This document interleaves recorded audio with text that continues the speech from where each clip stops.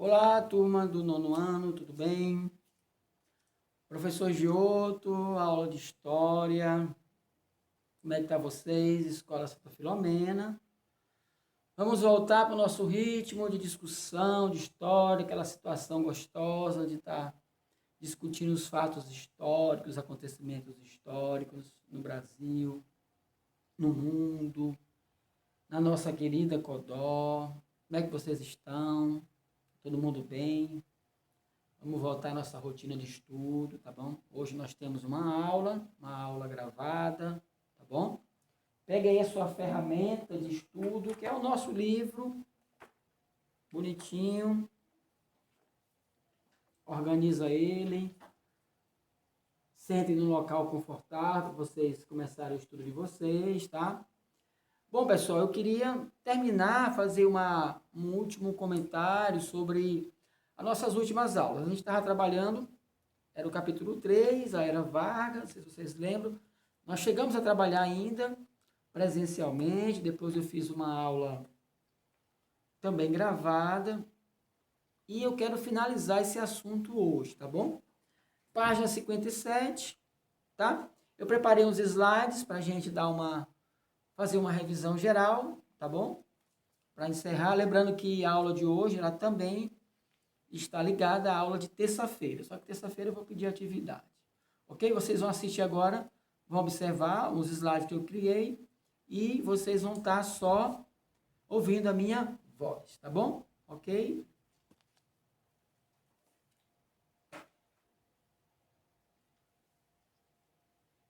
A Era Vargas, 1930, 1945. O presidente aí durou muito tempo no governo. Era um cara amado e também, ao mesmo tempo, odiado.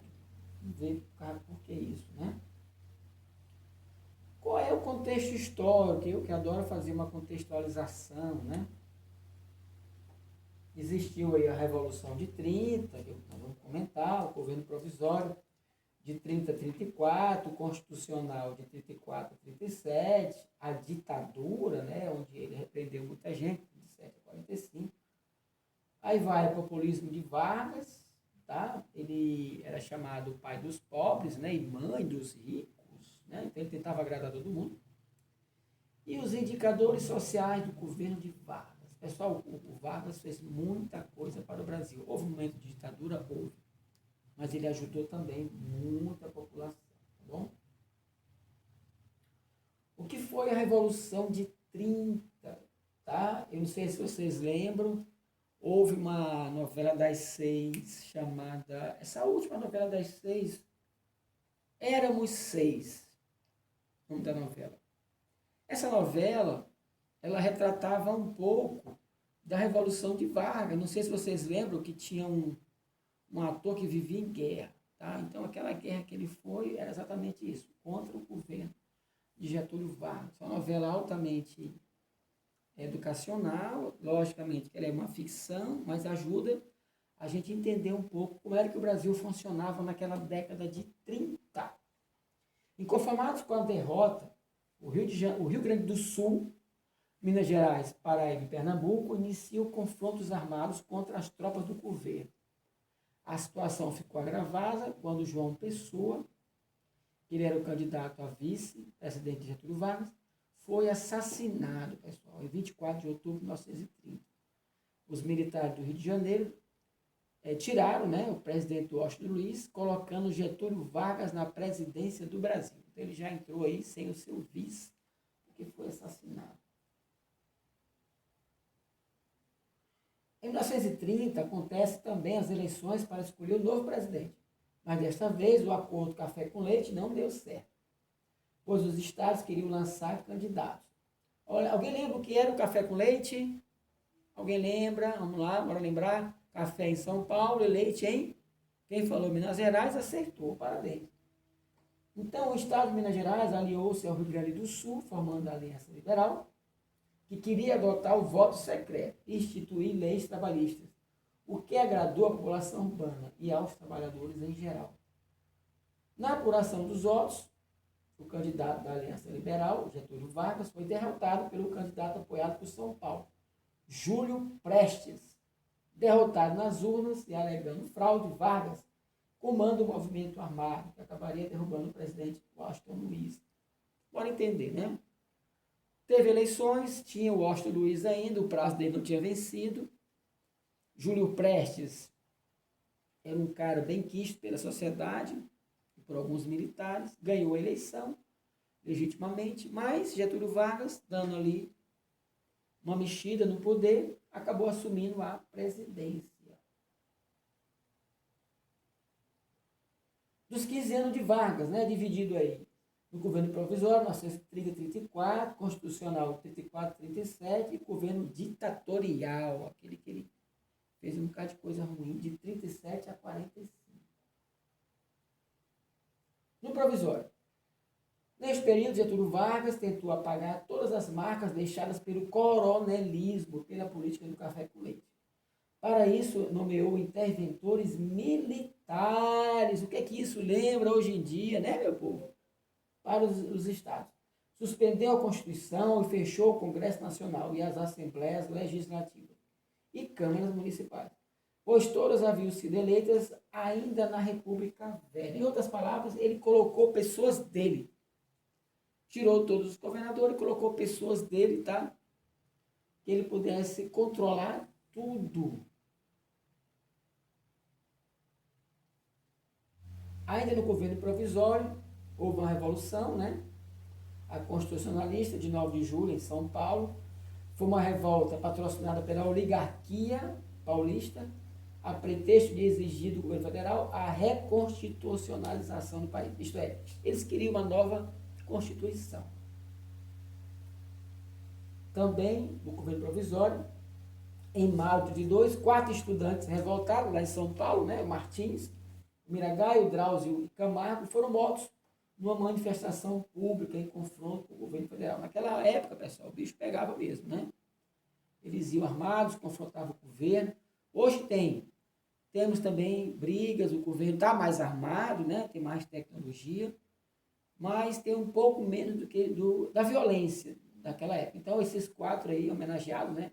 Chamados de MMDC, esses 4 estudantes foram mortos, né, pelo governo na época, pelos militares, porque estavam se manifestando contra a posição política do governo.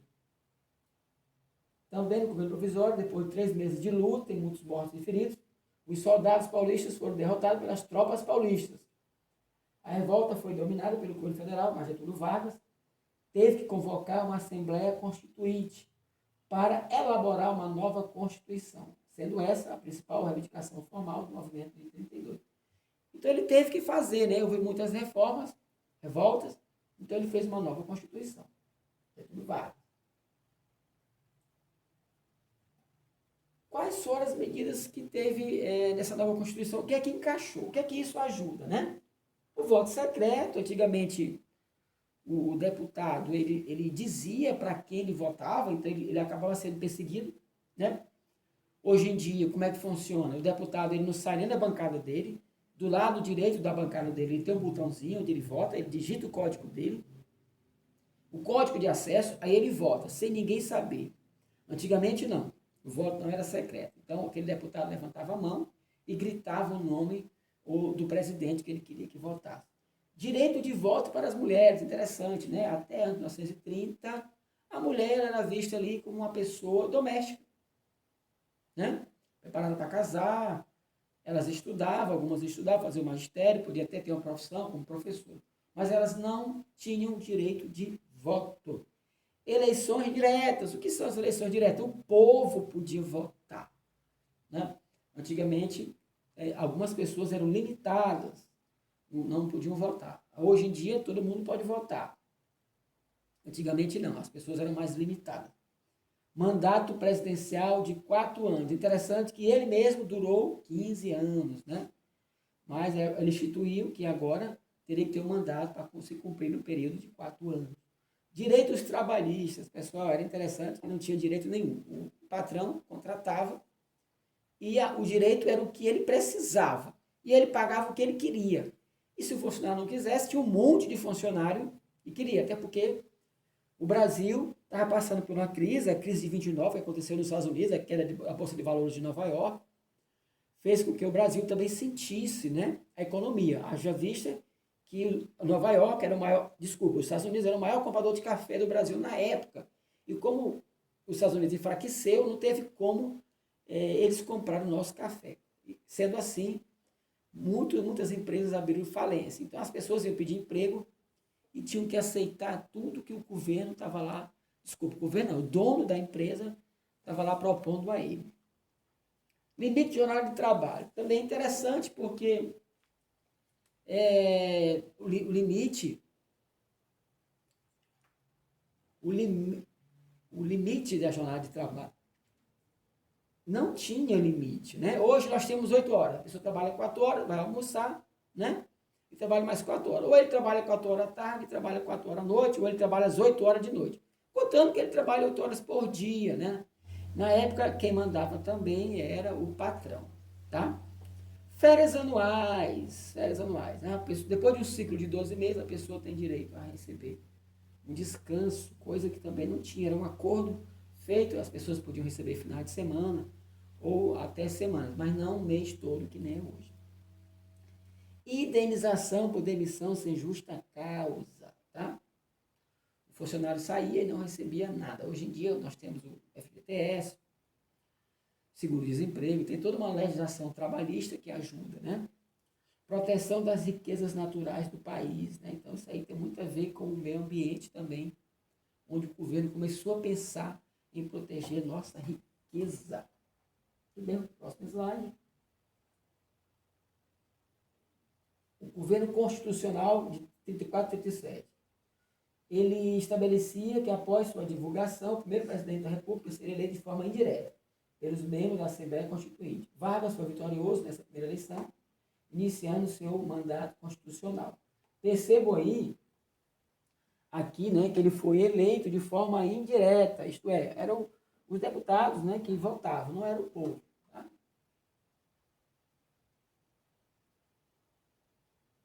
Continuação do governo, durante esse período ganharam destaque na vida pública do país dois grupos políticos com ideologias bastante diferentes, os integralistas e os aliancistas.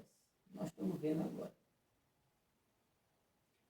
Foi criado aí a Ação Integralista Brasileira, que tinha como representantes os integralistas, né? Defendia um regime político autoritário. E a Aliança Nacional Libertadora, chamada aliancistas. E defendiam o não pagamento da dívida externa e nacionalização de empresas estrangeiras. O Brasil tinha uma dívida externa muito grande na época, né? Até porque quando o governo colonial ainda estava no Brasil, né? O período regencial, tá? O Brasil teve que pedir dinheiro emprestado para produzir, para poder avançar, aplicar na sua economia. E na época eles não queriam pagar. Tá? Hoje em dia a nossa conta ainda continua alta, mas a nossa economia está um pouco mais equilibrada.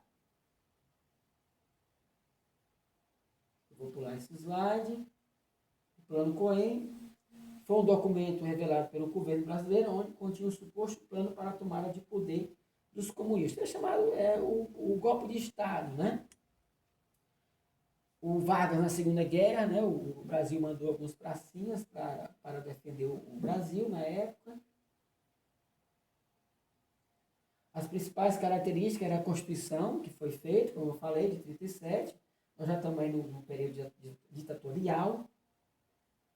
A criação da Siderúrgica Nacional e da Vale do Rio Doce. Essa mesma Vale que quebrou lá em Minas Gerais, tá? A barragem dela, né? Matou várias pessoas, destruiu. Ela foi criada há mais de 70 anos, tá bom? Ele criou a consolidação das leis do trabalho, como eu falei já antigamente. E foi criado o DIP, Departamento de Imprensa e Propaganda. Eu vou pular isso aí também, que está repetido. Bom, o populismo de Vargas, né? É a política fundamentada no aliciamento das classes sociais de menor poder aquisitivo. Ele pretendia representar os interesses do cidadão comum.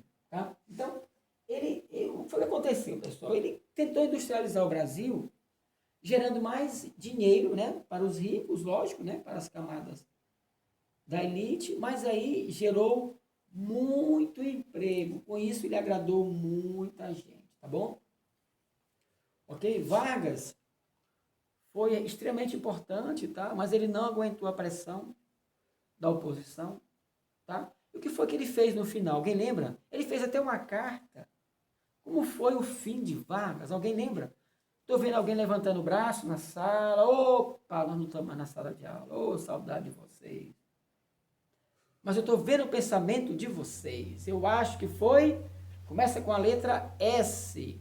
Não, não é suave na nave. Não, não, não, não. Foi suicídio, pessoal. Exato. Vargas se matou. Tá bom, pessoal? Assistam ao vídeo, tá? O vídeo gravado. Hoje, sexta-feira, 7 de maio. Tá bom? Eu estou gravando isso aqui para vocês. Tá? Qualquer dúvida, vocês podem estar mandando no meu privado. Só quero que vocês façam a leitura, por enquanto, do capítulo. Marquem, façam as observações. Na próxima aula, eu vou pedir a atividade, ok? Obrigado. Tchau, tchau.